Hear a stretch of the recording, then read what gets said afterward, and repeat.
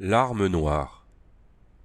Après les événements narrés dans Une sorcière viendra au monde, Conan part vers l'est, avec sa bande de Zuagirs, pour rasier les villes et caravanes des Turaniens.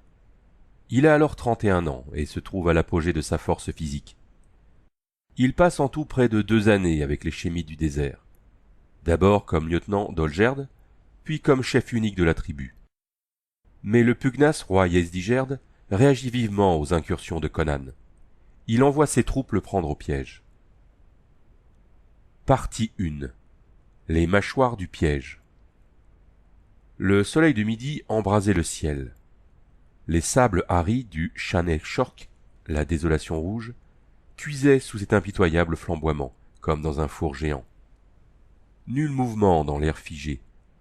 Les rares buissons épineux ceinturant les basses collines de pierrailles, qui formaient un mur aux confins de la désolation, ne bronchaient pas. Pas plus que ne remuaient les soldats qui, tapis dans leur ombre, guettaient la piste.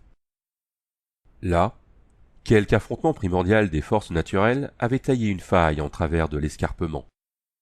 Une érosion millénaire avait élargi la blessure, qui néanmoins formait toujours un étroit goulet entre les pentes abruptes, le site idéal pour une embuscade. Les soldats de Turan avaient passé les heures les plus chaudes de la matinée cachés au sommet des collines. Ruisselant de sueur sous leur cotte de mailles, ils étaient restés accroupis, immobiles, cuisses engourdies, genoux douloureux.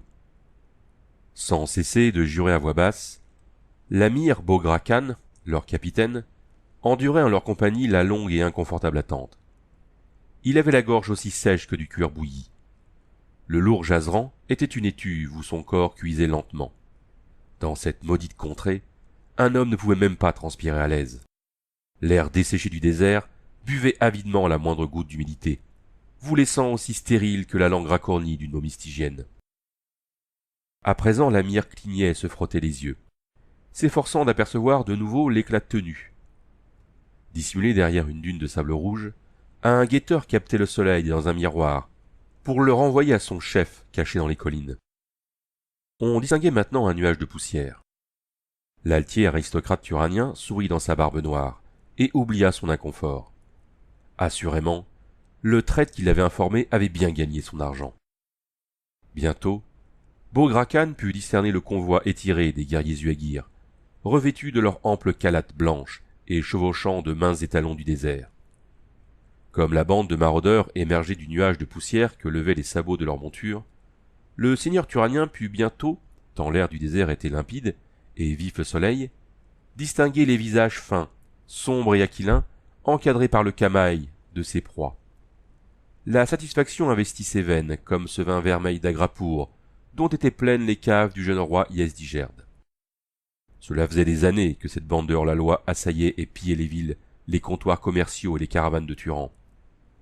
D'abord conduit par ce chien Zaporoskan, puis, depuis un peu plus d'1 an, par son successeur, Conan. Enfin, des espions turaniens, infiltrés dans les villages acquis hors la loi, étaient parvenus à mettre la main sur un élément corruptible de la bande, un certain Vardanès, non pas Zuagir, mais Zamorien. Vardanès était le frère de sang d'Olgerd que Conan avait renversé, et il ne songeait qu'à le venger de l'usurpateur étranger. Boghra tiraillait pensivement sa barbe. Le traître Zamorien, gaillard à l'abord agréable, avait su s'attacher à un cœur turanien, petit, mince, agile et poseur, beau et impavide comme un jeune dieu. Vardanès était un plaisant camarade de libation et un combattant diabolique, mais il était aussi froid et peu loyal qu'une vipère. Maintenant, les Zuagirs étaient engagés dans le défilé, et devant eux chevauchait Vardanès, montant une jument noire et nerveuse. Boghra Khan leva la main pour signaler à ses hommes de se tenir prêts. Il entendait laisser le plus grand nombre possible de Zuagirs entrer dans le défilé, avant de refermer le piège sur eux. On ne devait laisser sortir que le seul Vardanès. Lorsque celui-ci fut masqué par la paroi de grès, Boghra abaissa le bras. « Égorgez-moi ces chiens !» hurla-t-il en bondissant sur ses pieds. Une grêle de flèches descendit vers la faille. En l'espace d'une seconde, les Zuagirs ne furent plus qu'une mêlée d'hommes hurlants et de chevaux affolés. Nuée après nuée, les traits sifflants les abattaient. Les guerriers s'affaissaient en portant des mains étonnées aux dards empennés qui sortaient comme par magie de leur poitrine. les chevaux hennissaient sous les barbelures acérées qui tailladaient leurs flancs. Un nuage de poussière s'éleva bientôt du défilé. Il s'épaissit au point que Boghra Khan fit signe à ses archers de cesser le tir, afin qu'ils n'épuisent pas en vain leurs traits. Ce souci d'économie fut cause de sa défaite. Car au-dessus de la clameur, dominant le chaos, s'éleva une voix profonde. « À l'assaut des collines! Sus au maudit chacal !» C'était la voix de Conan. L'instant suivant, la grande forme du Cimmérien gravissait la pente abrupte sur un gigantesque étalon. L'on penserait que seul un sot ou un dément pouvait décider de s'engager sur ce terrain instable de sable et de pierrailles pour se jeter dans la gueule de l'ennemi. Mais Conan n'était ni l'un ni l'autre. Certes, son cœur brûlait du désir de vengeance, mais son visage menaçant, ses yeux ardents, recelaient l'intelligence aiguë d'un guerrier accompli. Il n'ignorait pas que bien souvent, la seule issue à un guet-apens est celle à laquelle l'ennemi s'attend le moins. Stupéfaits, les soldats de Turan, arcs débandés, le regardaient accourir.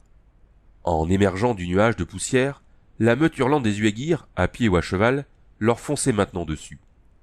En un instant, les guerriers du désert, plus nombreux que l'Amir ne l'avait supposé, atteignirent la ligne de crête dans un déluge de jurons et de cris de guerre. À leur tête venait Conan. Les flèches avaient déchiré son blanc calate, découvrant l'étincelante côte de maille qui ceignait son torse léonin. La crinière de ses cheveux sortait de son morion d'acier telle une bannière effilochée. Une flèche perdue avait arraché sa kaffia. En selle de l'étalon aux yeux fous, il courait sus à l'ennemi, pareil à un démon de légende. Il brandissait, non pas le cimeterre des peuples du désert, mais une grande épée à double tranchant en faveur sur les terres du Ponant. De toutes les armes dont il maîtrisait le maniement, celle-ci était sa préférée. Dans sa main couturée, cette longueur d'acier étincelant ouvrait un sillon écarlate au milieu des Turaniens. Sans cesse s'élevant et s'abattant, elle vaporisait l'air du désert de gouttelettes vermeilles. Chacun de ses coups fendait armure, chair et os, fracassant là un crâne, sectionnant ici un membre, projetant une troisième victime à plusieurs mètres, cage thoracique enfoncée. Au bout d'une demi-heure, tout était dit. Pas un Turanien ne survécut, hormis ceux qui avaient fui à temps et leur chef. La robe arrachée, la face ensanglantée, l'Amir fut conduit devant Conan, qui, toujours en selle, essuyait sa lame au calade d'un mort. Conan fixait le piteux seigneur d'un œil méprisant, où brillait une lueur sarcastique. « Alors, Boghra, on se retrouve » grogna-t-il. Incrédule, l'Amir cligna des yeux. « Toi » souffla-t-il. Conan se mit à rire. 10 ans plus tôt, alors qu'il n'était encore qu'un jeune vagabond, le Cimmérien avait servi chez les mercenaires de Turan. Il avait faussé un peu précipitamment compagnie aux couleurs du roi Yildiz, à la suite d'une affaire ridicule avec la maîtresse d'un officier. Il s'était esquivé si vite, en fait, qu'il n'avait pu régler une dette de jeu contractée avec cet Amir qui se tenait maintenant devant lui. À l'époque, Boghra Khan, insouciant rejeton d'une famille noble, et Conan s'étaient souvent trouvés ensemble à la table de jeu, la taverne et le bordel. À présent, des années plus tard, ce même Boghra levait les yeux vers cet ancien camarade qui venait de l'écraser, et dont il n'avait bizarrement jamais rapproché le nom de celui, terrible, du chef des pillards du désert. Conan le toisait froidement. « Tu nous attendais, n'est-ce pas » L'Amir s'affaissa un peu plus. Il ne souhaitait pas renseigner leur la loi, même s'ils avaient jadis partagé leur plaisir. Mais il avait entendu beaucoup de choses sur la façon dont les sanguinaires Uaguirs savaient soutirer les aveux de leurs prisonniers. Engraissé et amolli par des années de vie de cour, l'officier turanien craignait de ne pouvoir garder bien longtemps le silence si on le soumettait à ce genre de traitement. À son grand étonnement, sa coopération ne fut pas nécessaire. Vardanès avait curieusement, le matin même, demandé à se placer en tête de colonne. Conan l'avait vu piquer des deux vers la sortie du défilé, juste avant que l'attaque fût déclenchée. « Combien as-tu donné à Vardanès » interrogea le Cimmérien. « 200 shekels d'argent » souffla le Turanien. Puis il s'interrompit, surpris de sa propre indiscrétion. Conan s'esclaffa. « Le prix d'un prince, hein ? Ce chien mielleux comme tous les Amoriens, est pourri jusqu'au trognon. Il ne m'a jamais pardonné d'avoir déposé Olgerd. » Conan se tut et considéra d'un air railleur la tête inclinée de l'Amir. Il eut un sourire, non dénué de bonté. « Et le cœur léger, Bogra. Tu n'as pas trahi tes secrets militaires. Je te les ai soutirés par la ruse. Tu vas pouvoir regagner Agrapour et y rapporter intact ton honneur de soldat. » Bogra leva un visage étonné. « Tu me laisses la vie ?» dit-il d'une voix rauque. Conan hocha la tête. « Et pourquoi pas? Je te devais toujours un sac d'or. Ainsi nous serons quittes. Mais fais bien attention la prochaine fois que tu poses un pied jaloux, Bogra. Il arrive qu'un tigre y pose la patte. » Partie 2. La terre des fantômes. Après 2 jours d'une pénible chevauchée à travers les sables rouges du Shan Eshork, les Uagirs n'avaient toujours pas rattrapé le traître. Ne songeant qu'à répandre le sang de Vardanès, Conan ne ménageait pas ses hommes. La cruelle loi du désert exigeait la mort aux 5 pieux pour celui qui avait trahi ses camarades, et Conan entendait que les Amoriens payassent ce prix. Au soir du 2e jour, ils établirent leur camp à l'abri d'un mamelon de grès qui saillait des sables rouilles, tels les vestiges d'une tour en ruine. La fatigue avait ridé le visage dur de Conan, déjà presque noirci par le soleil du désert.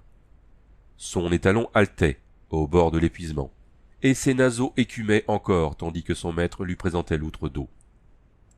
Derrière, les hommes étendaient leurs jambes lasses et faisaient jouer leurs bras endoloris.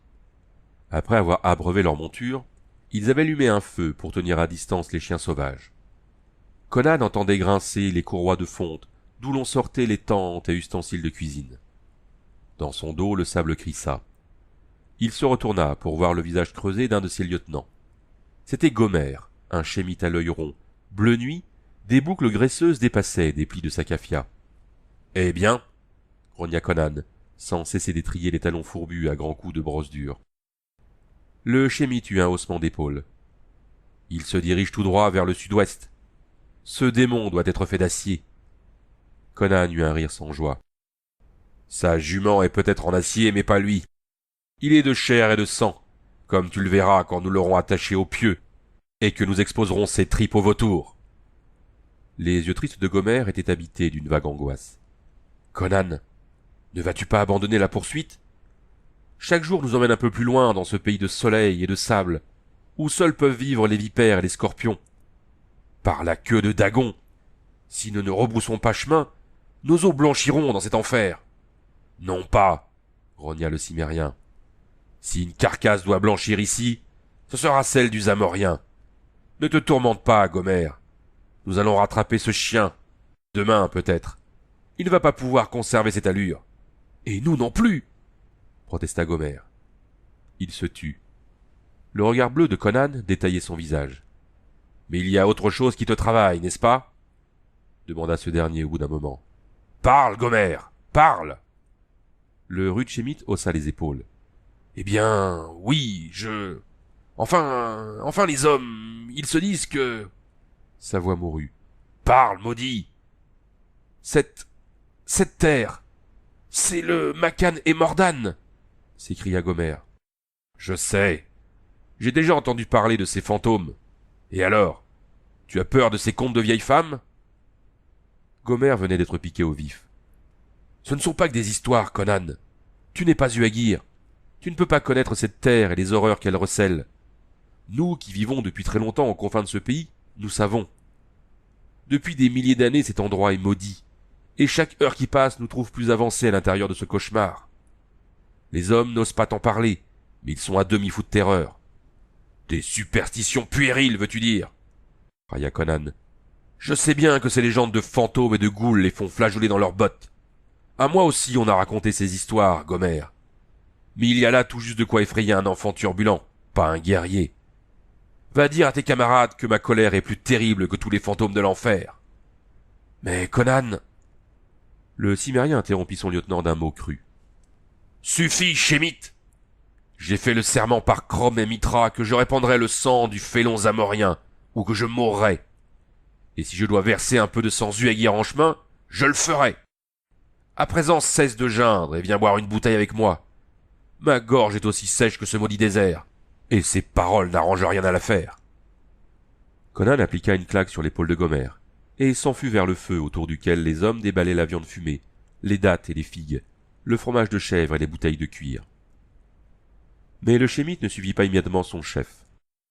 Il resta un long moment immobile à regarder cet homme qui l'accompagnait depuis bientôt 2 ans, depuis le jour où il l'avait trouvé crucifié sous les murs de Coran. Conan avait été officier dans la garde de la reine Taramis de Coran, jusqu'au jour où le trône avait été ravi à celle-ci par la sorcière Salomé, liguée à Constantius le Faucon, voïvode cotique des libres compagnies.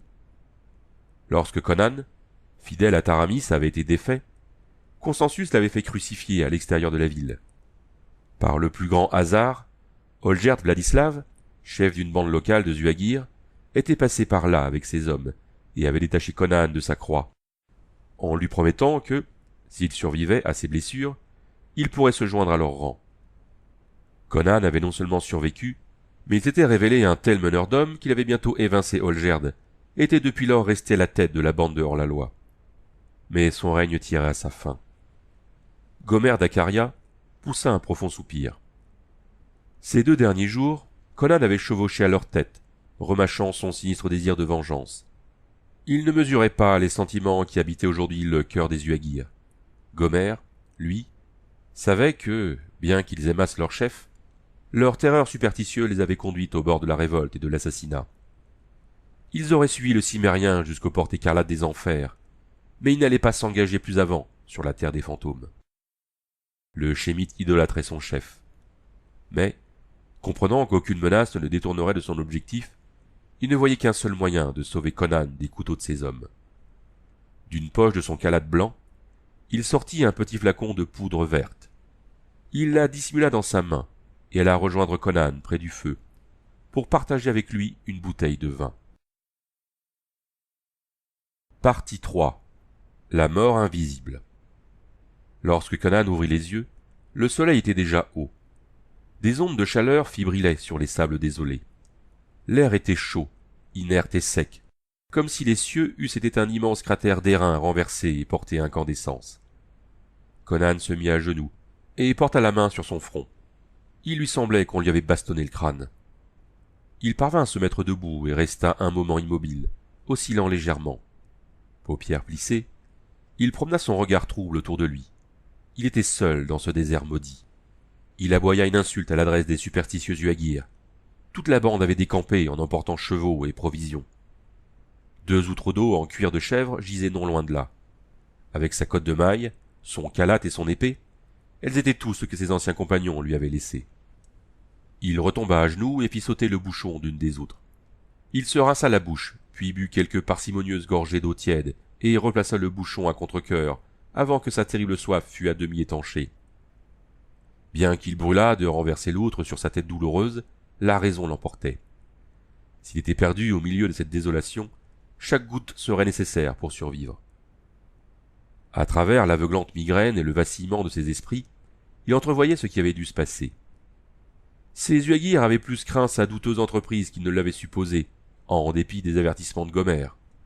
Il avait commis une erreur grossière et peut-être fatale.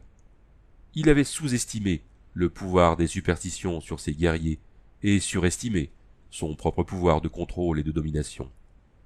Avec un grognement morose, il maudit son orgueil buté. S'il ne s'en guérissait pas, ce pourrait être un jour la cause de sa perte. D'ailleurs, ce jour était peut-être arrivé. Il considéra froidement ses chances. Elles semblaient minces. Il avait de l'eau pour 2 jours, 3, s'il était disposé à risquer la folie. Pas de vivres et pas de cheval, ce qui voulait dire qu'il devrait aller à pied. Il fallait donc se mettre en route. Mais dans quelle direction? La réponse était évidente. Revenir sur ses pas.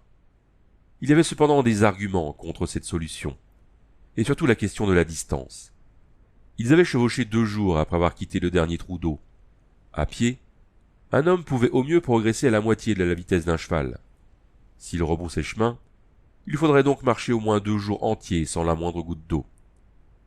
Conan se frottait pensivement la mâchoire en essayant d'oublier les coups qui lui martelaient le crâne et de soutirer quelques saints raisonnements de son esprit embrumé. Revenir sur ses pas n'était pas la meilleure idée, car il savait qu'il lui serait impossible de trouver de l'eau à moins de 4 jours de marche. Il regarda devant lui. Les traces du fuyard s'étiraient de ses pieds jusqu'à l'horizon. Peut-être avait-il intérêt à suivre les Amoriens. Le seul fait que cette contrée lui fît inconnue jouait en sa faveur. Peut-être une oasis l'attendait-elle derrière quelques dunes proches.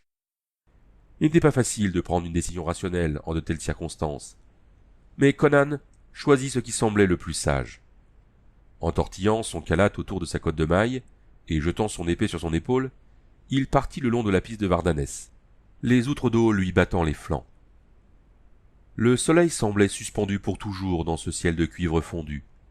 Il dardait ses rayons, pareil à l'œil féroce de quelque colosse cyclopéen, observant la lente et minuscule silhouette qui progressait sur la surface recuite des sables pourpres.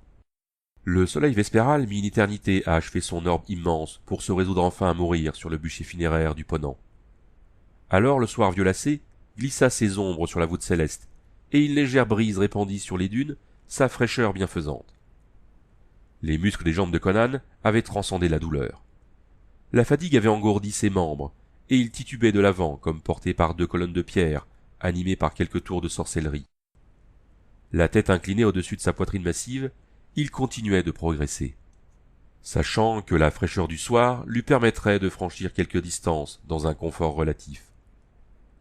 Sa gorge était obstruée de poussière, son visage boucané couvert d'un masque rouge brique. Il avait bu une gorgée d'eau 1 heure plus tôt, et ne reboirait que lorsque l'obscurité rendrait indiscernable la piste de Vardanès. Cette nuit-là, ses rêves furent remplis de créatures cauchemardesques qui frappaient son corps nu de chaînes rougies au feu. Lorsqu'il rouvrit les yeux, le soleil était déjà haut et un autre jour brûlant l'attendait. Son lever fut une agonie. Le moindre de ses muscles lançait comme si de minuscules aiguilles y étaient profondément plantées. Mais il se leva, but quelques gouttes et se remit en chemin. Il eut bientôt perdu toute notion du temps, et cependant, pas après pas, son inlassable volonté le poussait de l'avant. Son esprit errait en une rêverie hallucinatoire. Néanmoins, 3 pensées ne le quittaient pas. Suivre les empreintes du félon, économiser l'eau au maximum et rester debout. Il savait que s'il se laissait tomber, il lui serait impossible de se relever, et que sa carcasse resterait à blanchir pour l'éternité dans cette désolation écarlate. Partie 4. L'immortelle souveraine. Vardanès de Zamora fit halte sur la crête des collines et posa le regard sur un spectacle qui le frappa de stupeur. Pendant 5 jours, depuis que l'embuscade contre les Uaguirs s'était retournée contre les Turaniens, il avait chevauché comme un possédé, osant à peine accorder 1 heure ou 2 de repos à lui et à sa jument. Il était aiguillonné par une terreur si grande qu'elle avait vidé son être de toute humanité. Il connaissait la vengeance des hors-la-loi du désert. Son imagination était pleine de scènes atroces, le prix que les sinistres Uaguirs feraient payer à son corps si jamais il tombait entre leurs pattes. C'est pourquoi, lorsqu'il avait compris l'échec du guet-apens, il s'était mis à galoper en direction du désert. Il savait que ce démon de Conan estorquerait de Boghra Khan le nom du traître et se lancerait sur sa piste avec une meute sanguinaire de Uaguirs, et qu'il n'abandonnerait pas facilement la piste de leur ancien compagnon passé à l'ennemi. Sa seule chance avait été de s'engager dans l'épouvantable étendue du Shan el-Shork. Bien que Vardanès fût un Zamorien citadin par sa culture et sa sophistication, les aléas de son temps l'avaient aventuré chez les hors-la-loi du désert, et il les connaissait bien. Il savait que le seul nom de la désolation rouge leur glaçait le sang, et que leur imagination bouillante peuplait cet endroit de toutes sortes de monstres et de démons. Peu lui importaient les raisons de cette peur des hommes du désert, pourvu qu'elle les empêchât de le suivre en cette contrée mortelle. Mais il n'avait pas rebroussé chemin. Son avance sur eux était si mince que, jour après jour, il pouvait apercevoir derrière lui le nuage de poussière levé par les cavaliers Uaguirs. Et il poussait sa monture au maximum, buvant et mangeant sans même descendre de selle. Au bout de 5 jours, il ignorait si ses poursuivants étaient toujours sur ses talons, mais cela ne le souciait plus. Il avait épuisé vivre et eau, et il continuait avec le faible espoir de trouver un trou d'eau. Son cheval, les flancs recouverts de boue desséchée, progressait lentement comme un cadavre animé par la volonté de quelque sorcier. Sa fin était imminente. Par 7 fois aujourd'hui, il s'était effondré à terre, et seul le fouet avait pu le forcer à se relever. Comme il ne pouvait plus supporter son cavalier, Vardanès marchait, le menant par le licol. La désolation rouge avait prélevé un terrible tribut sur Vardanès lui-même. Jadis beau comme un jeune dieu enjoué, il n'était plus qu'un squelette décharné et recuit par le soleil. Ses yeux injectés de sang luisaient d'un éclat terne entre ses mèches emmêlées. Ses lèvres craquelées, tuméfiées, marmonnaient des prières à Ishtar, Seth, Mitra et à quantité d'autres divinités. Après avoir gravi avec sa jument vacillante une nouvelle barrière de dunes, il découvrait maintenant à ses pieds une vallée verdoyante, parsemée des taches vert émeraude des palmiers dattiers. Au centre de ce paradis se trouvait une petite ville fortifiée. Des dômes ventrus, des tours de guet trapus s'élevaient au-dessus de l'enceinte de stuc percée d'une large porte, dont les gonds de bronze renvoyaient l'éclat du soleil. Une cité au beau milieu de ce désert roussi, une vallée fertile, de la verdure, des arbres et des pelouses, des bassins d'eau limpides au cœur de cette mort d'aridité. Impossible! Vardanès frémit, ferma les yeux et passa la langue sur ses lèvres gercées. Cela ne pouvait être qu'un mirage ou un fantasme de son esprit dérangé. Pourtant, lui revint alors en mémoire quelque chose dont il avait entendu parler il y avait bien longtemps, au cours de ses études. C'était le fragment d'une légende sur Aklat la maudite. Il s'efforça de retrouver le fil de ce souvenir. Il avait en fait lu cela dans un vieux livre stygien que son précepteur chémite conservait enfermé dans un coffre de bois de santal. Dès le plus jeune âge, Vardanès avait été doué, ou affligé, d'une grande curiosité et de doigts agiles. Par une nuit sombre, il avait crocheté la serrure et s'était plongé, avec un sentiment mêlé d'excitation et d'horreur, dans la lecture des sinistres pages de ce grimoire de nécromancie. En une écriture serrée, le parchemin faisait allusion à d'étranges rites. Les pages grouillaient de hiéroglyphes obscurs datant de l'époque d'anciens royaumes de funeste mémoire, comme l'Achéron ou la Lémurie, qui s'étaient épanouis et écroulés à l'aube des temps. Parmi ces pages couvertes de pentacles reposaient les fragments de quelque abstruse liturgie, destinée à invoquer les démons immortels qui séjournaient au-delà des étoiles, dans ce chaos que les mages anciens situaient aux confins du cosmos. Une de ces liturgies faisait obscurément allusion à Aklat, cœur de la désolation rouge, Aklat la maudite, où des sorciers insans ont invoqué en cette sphère terrestre un démon de l'au-delà pour des tourments infinis. Aklat, où jusqu'à ce jour, l'immortel a imposé son atroce domination. Aklat, condamnée et maudite, que les dieux eux-mêmes ont abandonnée, transformant ainsi la contrée environnante en une désolation brûlante. Vardanès était toujours assis dans le sable, près de la tête de sa jument pantelante, quand des guerriers d'allure sinistre se saisirent de lui, pour lui faire descendre les collines pierreuses qui entouraient la cité, et le conduire jusqu'à la vallée plantée de dattiers et de lotus, jusqu'aux portes d'Aklat la maudite. Partie 5. La main de Zilla. Conan s'éveilla lentement, mais quelque chose avait changé. La veille, le soleil avait été pénible. Il avait dû se faire violence pour entr'ouvrir ses paupières cireuses, cligner au soleil furieux et se lever lentement pour repartir sur les sables brûlants. Cette fois, son réveil lui procura une sensation de béatitude et de confort. Sa tête reposait sur des oreillers de soie. Une épaisse toile aux franges chargées de glands protégeait son corps du soleil. Il était propre et nu, si ce n'était la bande de toile blanche qui lui saignait les reins. Il fut aussitôt en alerte, pareil à un animal dont la survie dépend de l'éveil. Il jeta autour de lui un regard incrédule. Sa première pensée fut que la mort l'avait enfin rappelé, et que son âme venait d'être emportée au-delà des nues, jusqu'au paradis originel où Crom, le dieu des siens, siégeait devant 1000 héros. Près de sa couche soyeuse, il trouva une aiguillère d'argent pleine d'eau fraîche et limpide. Un instant plus tard, relevant son visage dégouttant d'eau, Conan avait la certitude que, quel que fût ce paradis, il était terrestre.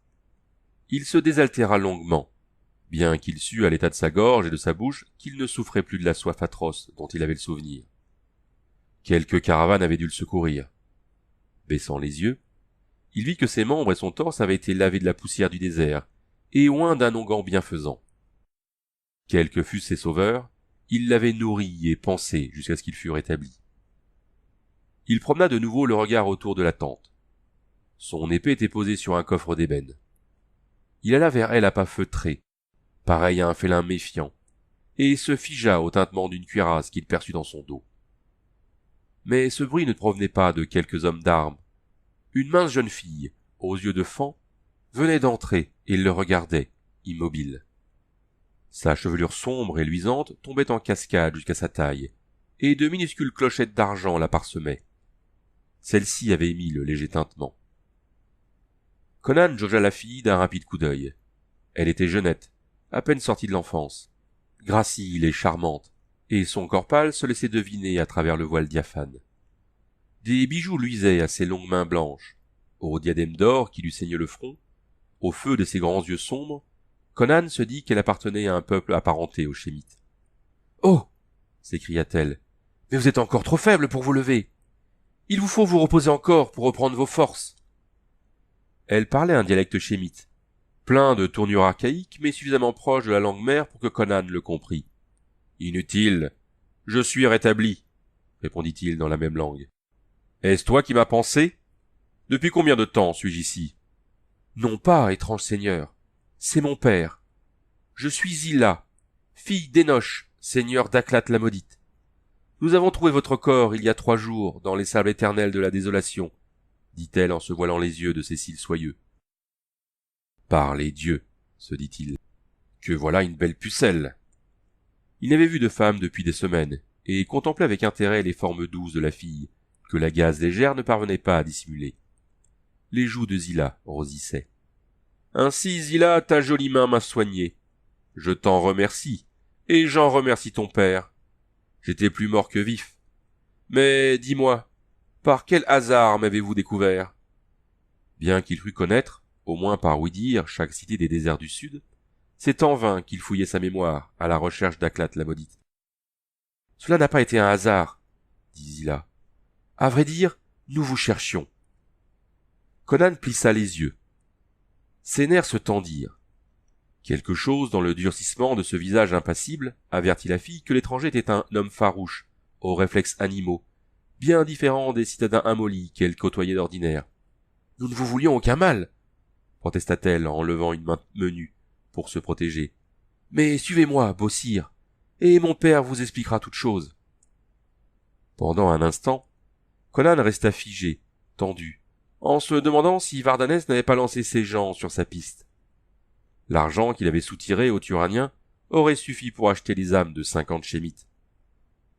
Puis il se détendit, apaisant délibérément la soif de sang qu'il avait subitement habité.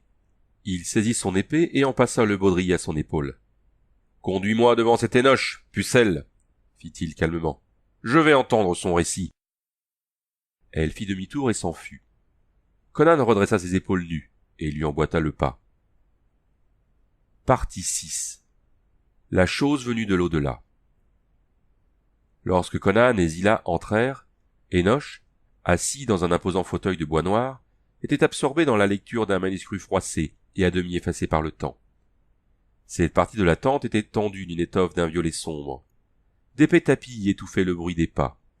Sur un trépied composé de serbants de bronze entrelacés, reposait un miroir noir au dessin curieux, dont les profondeurs envoyaient d'étranges lueurs. Enoch se leva pour accueillir Conan de quelques formules courtoises. C'était un homme grand et âgé, mais qui avait su rester mince et droit. Il portait sur la tête un turban de lin blanc comme neige. Les ans avaient ridé son visage, et de sinistres pensées semblaient le plisser davantage. Ses yeux sombres paraissaient las et tristes. Il pria son hôte de s'asseoir, et ordonna à Zilla d'apporter du vin. Lorsque les formalités protocolaires furent terminées, Conan demanda abruptement. « Comment se fait-il que tu sois parti à ma recherche, ô cheikh ?» Enoch jeta un coup d'œil au sombre miroir. « Quoique je ne sois pas funeste mage, mon fils, il peut m'arriver d'utiliser des moyens qui ne sont pas tout à fait naturels. Pour quelle raison t'es-tu mis en route pour me secourir ?» Enoch leva une main veinée de bleu pour apaiser les soupçons du guerrier. « Patience, mon ami, et tout te sera expliqué, » dit-il d'une voix tranquille et profonde. Il approcha un guéridon, écarta son parchemin et emplit de vin 2 gobelets d'argent. Quand ils eurent bu, le vieillard commença son récit. Il y a bien longtemps, un rusé sorcier de cette terre d'Aklat ourdit un complot contre la très ancienne dynastie qui était en place depuis la chute d'Atlantis. Usant d'habiles paroles, il parvint à convaincre le peuple que son monarque, homme faible et indolent, était son ennemi. Le peuple se souleva et renversa son roi. Se proclamant prêtre et prophète des dieux inconnus, le sorcier prétendit à l'inspiration divine. Il affirma que l'un des dieux descendrait bientôt sur cette terre, pour régner sur la sainte Aklat, ainsi qu'on l'appelait alors. On dirait que vous, les Aklatim, êtes aussi crédules que toutes les nations que j'ai pu traverser, railla Conan. Le vieil homme eut un sourire sans joie. Il est toujours facile de prendre ses aspirations pour des réalités. Mais les desseins de ce sorcier étaient beaucoup plus terribles que l'on ne put l'imaginer. En sacrifiant à d'abominables et indicibles mystères, il évoqua à l'existence terrestre une démone de l'extérieur, pour en faire la déesse de son peuple. Demeurant le maître maléfique de cette créature, il se présenta comme l'interprète de sa volonté divine. Frappés d'horreur, les habitants d'Aklat pâtirent d'une tyrannie bien plus cruelle que celle que leur avait imposée l'ancienne dynastie. Conan eut un sourire cruel. J'ai observé que les révolutions mettent souvent en place des gouvernements pires que ceux qu'elles abattent. C'est possible. En tout cas, telle fut celle-ci. Avec le temps, la situation empira encore, car le sorcier perdit le contrôle de la chose démoniaque qu'il avait suscitée de l'au-delà, et qui bientôt le détruisit et gouverna à sa place.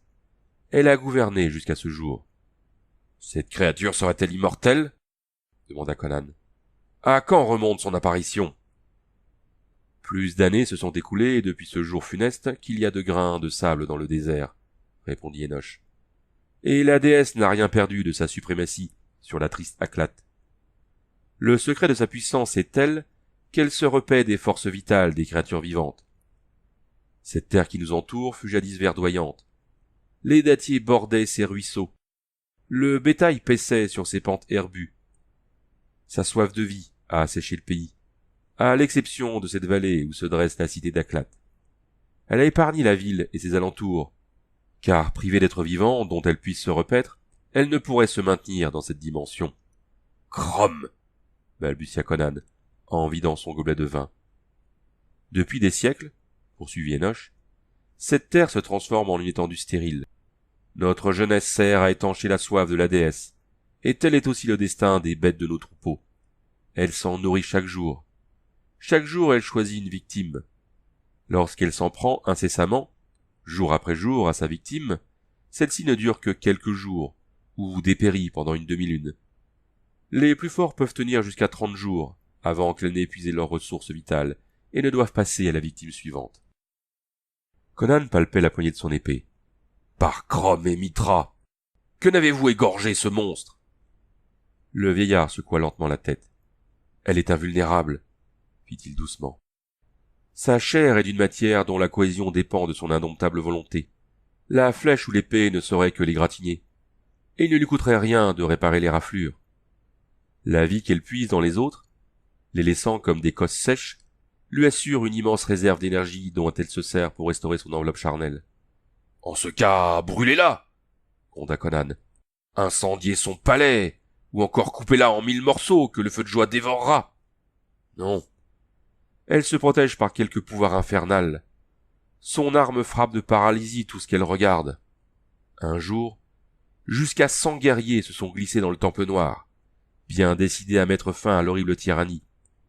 Il ne resta rien d'eux qu'une forêt vivante d'hommes figés, qui tour à tour servirent de pâture à cette créature insatiable.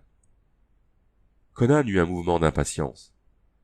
Étonnant que vous habitiez toujours cette terre maudite, lança-t-il. Comment se fait-il que cette damnée sangsue n'ait pas depuis longtemps gobé la moelle du dernier habitant de cette vallée? Et pourquoi n'avez-vous pas plié bagage pour fuir cet endroit maléfique? En vérité, bien peu d'entre nous se sont enfuis.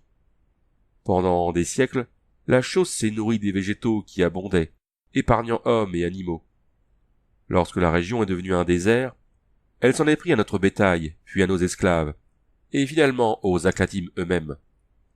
Bientôt nous ne serons plus, et Aklat ne sera qu'une immense ville morte. Nous ne pouvons partir, car le pouvoir de la déesse nous maintient dans un étroit périmètre dont nous ne pouvons sortir. Conan secoua la tête, agitant sa chevelure sur ses épaules hâlées. Ton histoire est tragique, vieil homme, mais pourquoi me l'avoir contée?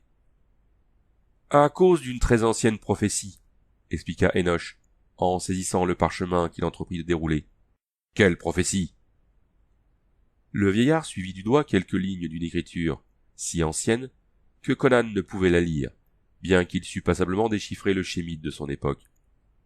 Il est dit ici que, lorsque notre fin se rapproche, les dieux inconnus dont nos ancêtres se sont détournés pour adorer la démone laisseront s'apaiser leur colère et enverront un libérateur qui renversera la déesse et détruira son pouvoir maléfique.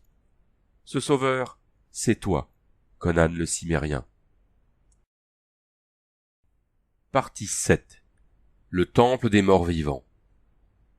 Depuis des jours et des nuits, Vardanès croupissait dans un cachot humide à peu de distance du temple noir d'Aklat. Il tempêtait, suppliait, pleurait, jurait et priait. Mais ses gardiens, l'œil morne, imperturbables, ne prêtaient aucune attention à ses doléances. Ils ne répondaient pas à ses questions, pas plus qu'ils ne se laissaient acheter, ce qui étonnait grandement le prisonnier. En bons Amoriens, Vardanès avait peine à concevoir qu'un homme ne cherchât pas avant tout à s'enrichir, et pourtant, ces hommes étranges, avec leur parler archaïque et leur cuirasse démodée, s'étaient si peu intéressés à l'argent reçu des Turaniens en paiement de sa trahison, qu'ils avaient laissé ces 2 fondes de sel bourrées de pièces dans un recoin de sa cellule. Toutefois, il s'occupait convenablement de lui. Il baignait son corps décharné et enduisait ses cloques d'onguents. Et il le nourrissait somptueusement de volailles rôties, de fruits juteux et de viande grasse. Il lui donnait même du vin. Vardanès, qui avait connu d'autres prisons, ne laissait pas de s'étonner. L'engraissait-on en vue de quelque sacrifice? Enfin, un jour, des hommes d'armes vinrent le chercher. Il se dit qu'il allait finalement comparaître devant quelques magistrats pour répondre des accusations absurdes que l'on avait pu porter contre lui. Il se sentit aussitôt regaillardi.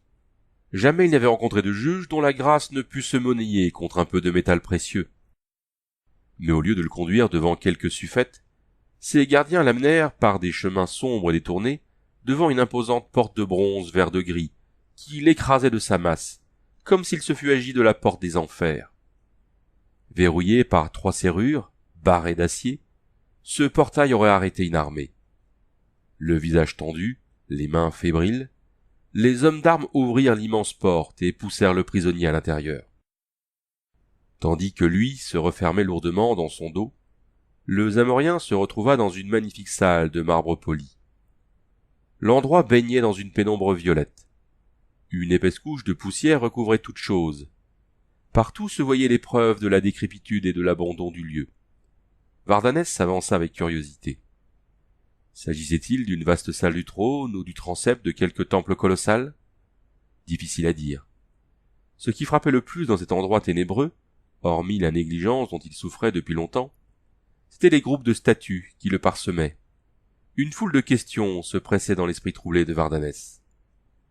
Le premier mystère était la matière dont ces statues étaient faites. Alors que la salle elle-même avait été construite en marbre lisse, les statues étaient d'une pierre grise, mate, poreuse et inerte, que Vardanès ne put identifier. Quelle que fût cette matière, elle était singulièrement peu attirante. On eût dit de la cendre de bois mort, bien qu'au toucher, elle fût dure comme de la pierre. Le second mystère était le surprenant savoir-faire du sculpteur inconnu, dont les mains talentueuses avaient façonné ces merveilles.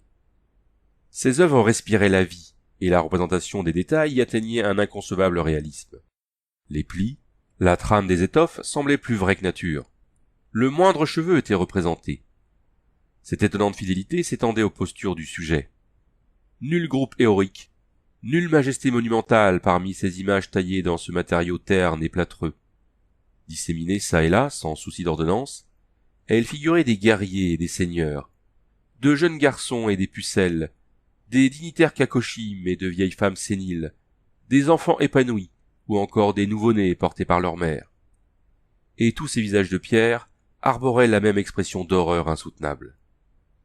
Vardanès entendit bientôt un bruit ténu, qui venait des profondeurs de l'endroit. On aurait dit le son produit par de nombreuses voix, mais si assourdi que rien n'y était intelligible. Un étrange diapason dont les chuchotements couraient au milieu de cette forêt de statues. Au fur et à mesure qu'il approchait, Vardanès pouvait distinguer l'une après l'autre chaque voix qui s'ajoutait au tout.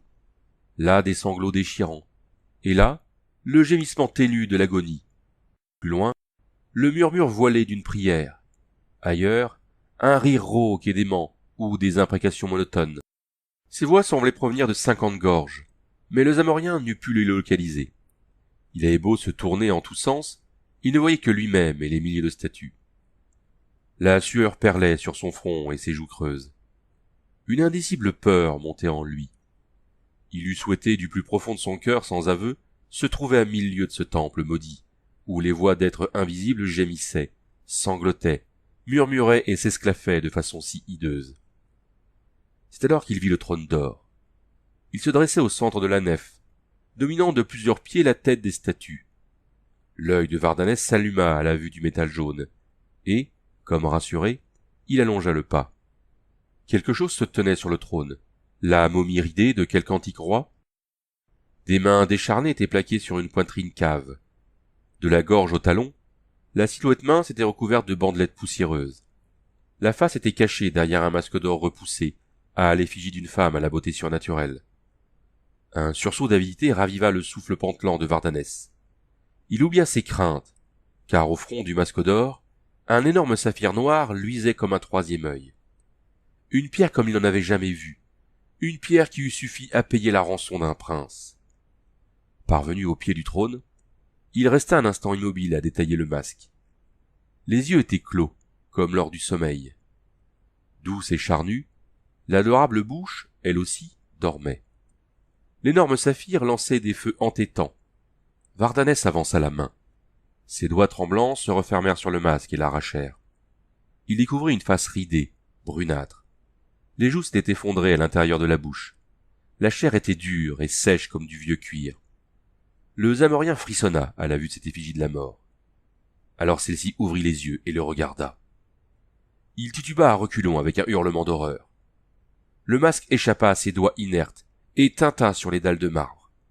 Le regard mort plongeait dans le sien. Alors, la chose ouvrit son troisième œil. Partie 8. Le visage de la Gorgone. Conan parcourait pieds nus l'antre des statues. Il rôdait pareil à un grand chat sauvage dans les ailes hantées d'ombres imprécises. Une frange de lumière trahissait le fil aigu de l'épée qu'il tenait en son poing formidable. Son regard perçant fouillait les ténèbres, et les fils d'acier de son camail bruissaient sur sa nuque. L'air figé était empuanti par des remugles de peur et de mort. Comment avait-il pu se laisser convaincre par le vieil Enoch de se lancer dans cette entreprise insensée? Il n'avait rien d'un rédempteur ou d'un libérateur, rien d'un saint homme envoyé par les dieux pour libérer Aklat du fléau éternel. Son seul but était de se venger par le sang.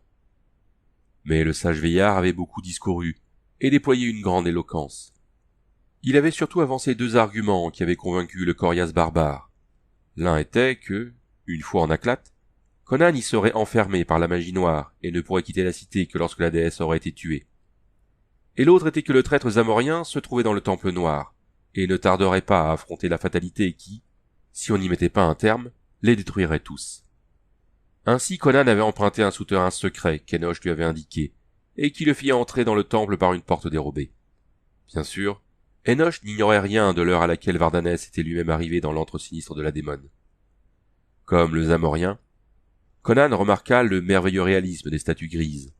Cependant, à la différence de celui-ci, il connaissait l'origine de ce prodige, et il détournait les yeux des visages de pierre et de leur expression d'horreur. À son tour, il entendit les sinistres lamentations. Comme il parvenait au centre de l'imposante nef hypostyle, les pleurs se firent plus distincts. Il aperçut alors le trône d'or et la chose chiffonnée qui s'y trouvait, et s'approcha en silence. Subitement, il entendit une statue lui parler. Son corps fut parcouru d'un incoercible frisson. De grosses gouttes de sueur apparurent sur son front. Il vit alors d'où provenaient les pleurs, et son cœur se souleva. Ceux qui se trouvaient à proximité du trône n'étaient pas encore morts. Ils étaient pétrifiés jusqu'au cou, mais la tête vivait encore. Leurs yeux tristes roulaient sur leurs faces désespérées, et de leurs lèvres sèches, ils suppliaient Conan de trancher d'un coup d'épée ce qui leur restait de vie. Alors, il entendit un cri et reconnut la voix de Vardanès. La déesse avait-elle sacrifié son ennemi avant qu'il ne pût assouvir sa vengeance? Il bondit en direction du trône. Là, un terrible spectacle l'attendait. Vardanès se tenait devant le dais. Les yeux lui sortaient de la tête. Ses lèvres s'agitaient fébrilement. Le crissement de la pierre accrocha l'oreille de Conan, et il regarda les jambes du zamorien. Une pâleur grisâtre montait lentement le long de ses mollets. Bientôt, sous les yeux de Conan, la chair des cuisses se transmua en pierre gris-cendre. Vardanès s'efforçait de marcher, mais n'y parvenait pas. Un cri aigu sortit de sa gorge quand il vit Conan. Ses yeux étaient pleins de la peur de l'animal pris au piège. La chose sur le trône faisait entendre un rire bas et sec. Conan leva les yeux vers elle. La chair morte de ses bras squelettiques, de sa gorge ridée, se gonflait, se déplissait. Elle passait du brun verdâtre de la mort au ton chaud de la vie. Grâce à l'énergie qu'elle puisait dans le corps de Vardanès, la gorgone s'imprégnait de vie. « Chrome et Mitra !» balbutia Conan. Chaque atome de son esprit fixé sur l'homme à demi pétrifié, la gorgone ne prêtait aucune attention à Conan. À présent son corps était presque repu. Elle s'épanouissait. Aux hanches, sur les cuisses, une douce rondeur tendait ses bandelettes. Ses seins se gonflaient, éprouvant le mince tissu. Elle étendait ses beaux bras blancs et fermes. Sa bouche humide et incarnate s'entr'ouvrit pour un nouvel accès de gaieté, et ce fut cette fois le rire musical, voluptueux, d'une femme pleinement épanouie. La pierre avait atteint le niveau des reins de Vardanès. Conan ignorait si le monstre conserverait sa victime en l'état de semi-pétrification de celle qui entourait le trône, ou si elle le viderait entièrement de sa substance. Il était jeune et plein de vie. Il devait représenter un cru de choix pour la déesse vampirique. À l'instant où la pierre figeait sa poitrine haletante, le Zamourien poussa un nouveau hurlement. Le cri le plus horrible que Conan eût entendu de bouche humaine. Tel un tigre qui attaque, il bondit de sa cachette. Un ray de lumière accompagna son épée. La tête de Vardanès sauta de son tronc et chut sur le sol avec un bruit mat. Sous l'impact, le corps chancela et s'écroula à son tour. Conan vit les jambes se briser en 1000 fragments. Du sang se mit à sourdre par les fractures du torse pétrifié. Ainsi mourut Vardanès le traître. Même Conan n'aurait pu dire s'il l'avait frappé pour se venger, ou si une impulsion charitable l'avait animé devant les tourments de cette misérable créature. Il se tourna vers la déesse. Sans vraiment en avoir décidé, il leva instinctivement les yeux vers elle. Partie 9. Le troisième œil. Son visage était un masque d'une beauté inhumaine. Ses lèvres douces et luisantes étaient aussi charnues et rouges qu'un fruit mûr. Sa chevelure d'ébène luisant cascadait sur le pâle de ses épaules et formait le fond bleu nuit d'où saillaient les 2 lunes pleines de ses seins laiteux. Elle était la beauté incarnée, fort l'orbite sombre qui partageait son front.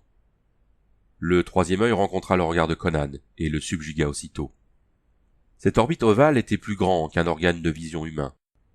Il n'était pas divisé en une pupille, un iris et un périmètre blanc, comme l'œil humain. Toute sa surface était noire. Il semblait à Conan que son regard allait sombrer et se perdre dans une mer infinie de ténèbres. Il restait là, fasciné, oubliant l'épée qu'il tenait dans son poing. L'œil était aussi noir que la mer obscure où baignent les étoiles. Il eut l'impression d'enjamber le rebord d'un puits sans fond, et de tomber dans des brumes d'encre dans les froides abysses des ténèbres. Il comprit que s'il ne détournait bientôt le regard, c'en serait fait de lui. Il fit un terrible effort de volonté. La sueur se mit à ruisseler sur son front. Sous sa peau bronzée, ses muscles se convulsèrent comme autant de serpents. Son ample poitrine se souleva. La gorgone riait, d'un rire voilé et mélodieux, où perçait un accent de moquerie glacée. Conan s'empourpra, et une formidable fureur monta en lui. Dans un sursaut de volonté, il arracha son regard de l'orbite noire, et se retrouva fixant le sol. Faible, pris de vertige, il titubait. Tout en luttant pour se redresser, il regarda ses pieds. Par la grâce de Chrome, ils étaient toujours de chair tiède et non pas de pierre cendreuse. Le long moment durant lequel il était resté sous l'emprise du regard de la gorgone n'avait en fait été qu'un bref instant, trop court pour que le froid de la pierre investit sa chair. La gorgone se remit à rire. Alors que sa tête étourdie était encore inclinée vers le sol, Conan sentit l'attraction de la volonté du monstre. Les muscles de son cou noueux se gonflèrent tandis qu'il s'efforçait de ne pas relever la tête. Son regard était toujours baissé.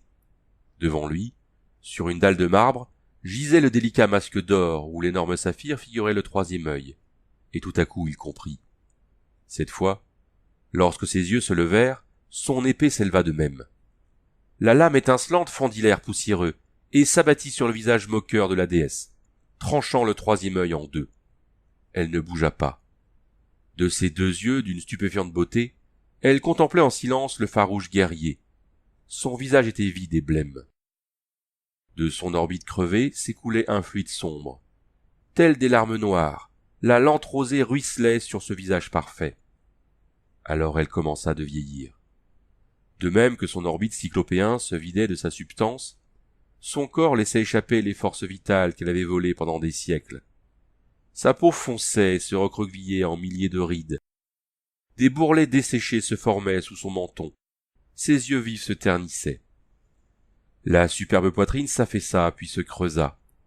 Les jambes et les bras, naguère si lisses et pleins, ne furent bientôt plus que des membres décharnés. Pendant un long moment, la forme rabougrie d'une petite femme, incroyablement sénile, chancela sur le trône. Puis ce qu'il restait de chair et d'os tomba au sol en un mélange de filaments et d'esquilles, qui, sous les yeux de Conan, se changea en une poussière cendreuse et incolore. Un long soupir traversa le temple. L'atmosphère fut un instant obscurcie, comme traversée par deux ailes diaphanes. La démone était partie, et avec elle, la menace immémoriale. L'endroit n'était plus qu'une vaste chambre abandonnée et poussiéreuse. Désormais, les statues reposeraient en paix. La Gorgone ayant fui cette dimension, les sorts qu'elle avait jetés ne tenaient plus, et les morts vivants ne souffriraient plus de l'effroyable simulacre de vie. Conan revint sur ses pas, laissant derrière lui le trône vacant, le petit tas de cendres et la statue brisée et décapitée de celui qui avait été jadis un farouche et joyeux guerrier zamorien. « Demeurez près de nous, Conan !» supplia Zilla, de sa voix douce et voilée. « Maintenant que nous sommes libérés de la malédiction, il y aura des charges glorieuses en Aklat pour un homme tel que vous. » Le Cimmérien eut un sourire, sentant bien que cette voix contenait un souci plus personnel que celui du bon citoyen qui cherche à gagner un étranger valeureux à la cause de la reconstruction de la cité. Au regard inquisiteur et brûlant qu'il lui adressa, la jeune fille rougit de confusion. Le seigneur Enoch joignit sa voix profonde aux prières de sa fille. La victoire de Conan avait insufflé la vigueur d'une nouvelle jeunesse au vieil homme. Il se tenait droit, et son pas, sa voix, avaient une force toute neuve. Une nouvelle fois, il offrit à Conan richesse, honneur, position et un rôle de choix au sein de la cité renaissante. N'avait-il pas de plus insinué qu'il verrait d'un assez bon œil l'union du Cimmérien avec sa fille? Mais celui-ci, se sachant peu fait pour la vie de notable paisible et respecté qu'on lui proposait, déclina toutes les offres. Les tournures courtoises ne viennent pas facilement à la bouche de celui qui a passé sa vie entre les champs de bataille, les tavernes et les bordels de toutes les villes du monde. Cependant, avec tout le tact que lui permettaient ses origines barbares, il rejeta les prières de ses hôtes. « Non, mes amis, dit-il, Conan de Cimmérie n'est pas fait pour la paix. Très vite cette vie me pèserait, et lorsque l'ennui survient, je ne connais que peu de remèdes. M'enivrer, me battre ou enlever une fille. Je ferai un drôle de citoyen pour une ville qui a besoin de paix et de tranquillité afin de recouvrer sa grandeur. En ce cas, où vas-tu diriger tes pas, ô Conan, maintenant que la barrière magique est levée? Demanda Enoch. Conan haussa les épaules, passa une main dans sa crinière noire et eut un éclat de rire. Par Crom, beau doux seigneur, je n'en sais rien. Pour ma chance, les serviteurs de la déesse ont nourri et pansé le cheval de Vardanès. À ce que je vois, Aklat ne possède que des ânes, et un gaillard comme moi n'aurait pas l'air très malin sur une telle monture, avec les pieds traînant dans la poussière. Je pense poursuivre ma route vers le sud-est. Quelque part par là se trouve la ville de Zamboula, où je ne suis jamais allé. Il paraît que la chair y est bonne, et que seules les gouttières n'y ont jamais vu couler le vin. Je me sens d'humeur à goûter aux douceurs de Zamboula. Mais tu ne vas pas nous quitter comme un mendiant, protesta Enoch. Nous te devons beaucoup. Nous t'offrons pour tes peines tout l'or et l'argent qu'il nous reste. Conan secoua la tête. Garde ton trésor, Sheik. Aklat n'est pas une cité prospère. Elle aura besoin de cet argent lorsque les premières caravanes traverseront la désolation rouge. Et maintenant que mes outres sont pleines et mes fonds bourrées de vivres, je dois partir. Cette fois, je vais traverser sans peine le Shan Ershork. Après un ultime et bref au revoir, il sauta en selle et quitta la vallée au petit galop. Ils restèrent longuement à le regarder s'éloigner. Enoch était altier et fier, mais Zilla versait des larmes. Bientôt, le cavalier disparut à l'horizon. Parvenu au sommet des dunes, Conan arrêta sa jument noire pour regarder une dernière fois Aklat. Puis il s'engagea dans le désert. Peut-être avait-il été stupide de refuser leur présent. Mais les sacs de Vardanès étaient pleins d'or.